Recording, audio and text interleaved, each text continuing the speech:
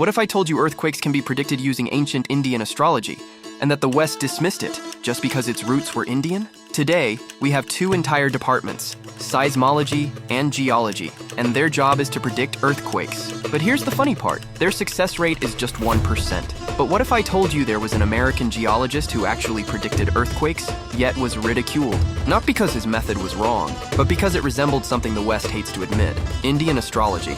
Jim Birkeland, a US geologist, shocked the world by accurately predicting the 1989 California earthquake. But he didn't use modern tech. He used moon phases, animal behavior, and even missing pet ads in newspapers. Sounds strange? Because 2,000 years ago, Indian sages were doing the exact same thing. Texts like Brihat Samhita revealed how the moon, Mars, and Saturn trigger earthquakes, and how animals sense the coming doom. Let's break it down.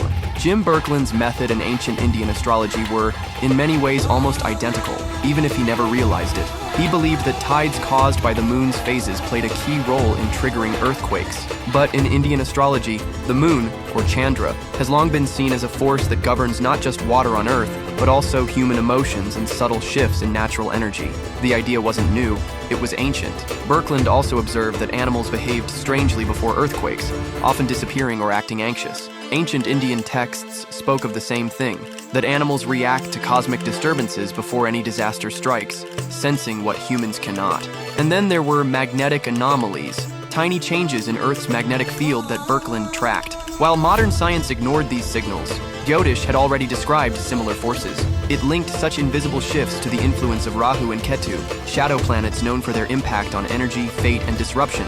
In the end, Birkeland's scientific theory was echoing what Indian sages had been saying for centuries, just in different words. He called it science. They called it superstition. Mainstream science dismissed him as a pseudoscientist, and to this day, no serious research is being done in this direction. Why? Because his method resembled astrology. But the truth is, he unknowingly rediscovered what Indian sages already knew centuries ago. Jim Birkeland was likely influenced by natural cycles the way ancient astrologers were, without necessarily calling it astrology. So while he didn't use Jyotish, his theories unknowingly mirrored many Indian astrological beliefs about natural disasters being tied to cosmic rhythms, lunar phases, and subtle earth signs.